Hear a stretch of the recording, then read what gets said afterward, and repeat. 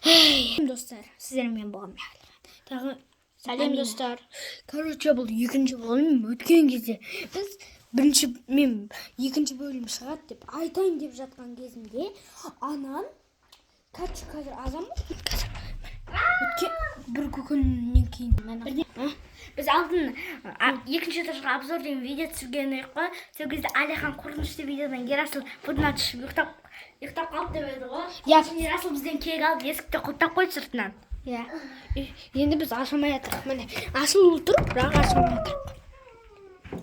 Әлі күліп жатырсыз. Не істейміз енді? Білмеймін, Реттеп қойық сол. Бізге вит. Өткен бөлімде көрсетіп қойдық бақшы.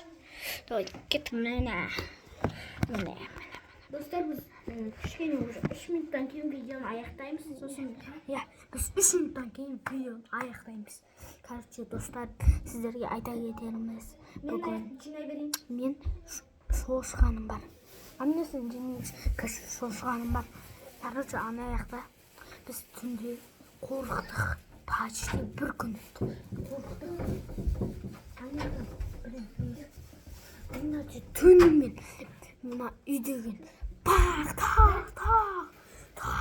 тарс еткізіп қорықтық біз түнде. Еба еще біреу жұмыс ұйықтадық. Бесіңдер ма? Алихан, видеоны аяқтайық. Есікті ашайын деп отыр. Давай. Есікті ашайын деп отыр. Ана көзде, анау еще үйде біреу Ерасыл сабаққа кетіп қалды. Біз өзіміз Ерасыл аяқтан құлттап қойды бізді. Еще бірақ оның сабаққа кетіп қалды. Білмеймін, біреу есікті жылайын деп отыр. Біз видеоны аяқтаймыз. Бұл үшінші бөлімі бар.